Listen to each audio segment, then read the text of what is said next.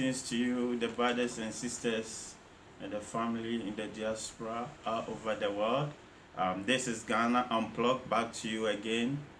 Today you can see I've dressed uniquely because I'm going to talk about one of the most powerful kingdoms that has ever existed in the western part of Africa. So today we're looking at the kingdom of Ghana, the Ghana Empire, formerly known as Ouagadougou.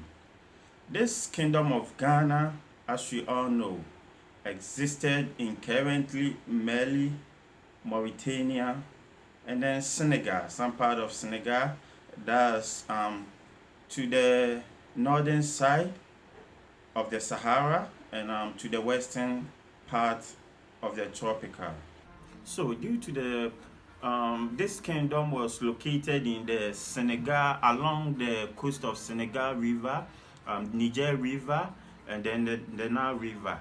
And so this facilitated trade because they could use this river and were able to get to the northern part of Africa and then sail towards the other parts of the world. And the first king that started this empire was called Sisi Dinga. He was a great man, a very powerful man. He had this great empire made of him being the utmost king, and he had subordinate chiefs and elders that he always called in whenever the need arose for a discussion. And so he was a very democratic king. He respected the views of the people, and this is the main reason why the kingdom became so powerful. In this kingdom, the people that were in this kingdom were the Soninke and then the Madinke people. And the language that was spoken there in this empire was the Mande language. The Mande language was the language spoken. This kingdom was so rich in gold, in copper, in iron ore, in vegetables, and a whole lot. And so this iron ore was what they used to make weapons for farming and for hunting. And so, as we all know, farming has really been part of the life of West Africans for so long, and that has really improved, the lives of Western Africans.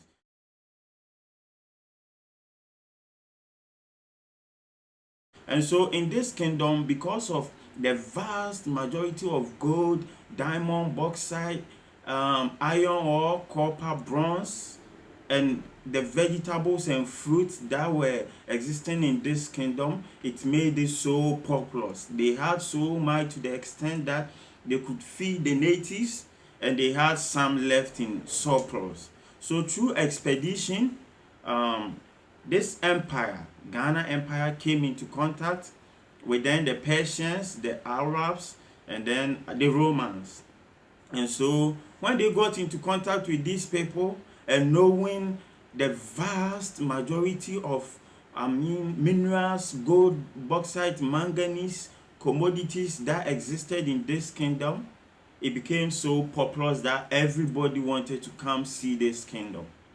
And so as time goes on, they started trading in the gold, in the copper, in the iron ore, in the manganese, and in the vegetables and crops that they were producing. So this attracted a whole lot of people into the kingdom. So as time went by, the Arabs came in and they wanted to be a part of the people. This kingdom empire I'm talking about is well known for its vast quality education that it was producing out to the people. So these people came, wanted to be part through trade and through learning, and eventually they ended up forcing people to accept the Arab culture. Meanwhile, these people already had their tradition. Which is the traditional practices of the people. But these Arabs ended up influencing the people, the natives, to accept Islam as their way of life. and didn't go well with the people. So the people stood up and fought the Arabs. Eventually, I mean, this kingdom empire that I'm talking of started way back the 3rd century. But then in the 12th century, that was when it came into contact with the Persians and then the Romans. So through this fight, I mean, the Arabs some way somehow managed to be able to overpower the natives. And so all said and done, the Arabs were able to hold on to the kingdom, but still everything was going on perfectly. So somebody will be asking why this kingdom collapsed. This kingdom collapsed because when they got into contact with these Arabs, they became very envious and jealous of what the kingdom was producing. And so Abu Bakr then cited the Arabs against the natives.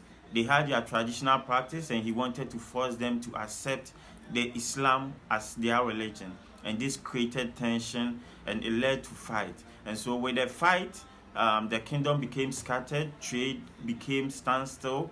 And after these Arabs were able to take over, they started practicing deforestation, and this led to a great drought over there. And this kind of also stopped the production of food crops, and eventually this kingdom collapsed. But then Soso was also able to fight and also rule for a while from the Somangri people, and then later on Sundiata Keita from Mali Kingdom, Mali Empire, which we will be talking about next week, also fought Soso and conquered the people, and then brought Ghana Empire into Mali Empire. So there was an emergence of Ghana Empire with the Mali Empire, and that made the Mali Empire also a very great empire. We are going to talk about the Mali Empire, God willing, next week. And so, like I've always said, we've always had a beautiful history, a beautiful culture. We've always been part of the world, and basically, world civilization, everything that the world is seeing currently, all these contemporary stuff we're seeing right now, originates from us as black people. We are the genesis of the world. And so if you are listening to me or you're watching me, I urge you to be proud of yourself as an African. Be proud of yourself wherever you are coming from. And know that black man is capable of managing his or her own affairs. Eventually, irrespective of everything we're going through currently, we're going to bounce back as a very strong kingdom as time evolves. Thank you. Please don't forget to subscribe. It's Ghana Unplugged. Subscribe, like our videos, and let's keep spreading the knowledge of our culture and our history to the family in the diaspora. And this is to incite you, to create in you an interest to want to also be part of the kingdom and the empire that Africa is currently working on in building. I love you all. Cheers. Have a wonderful day. See you next week.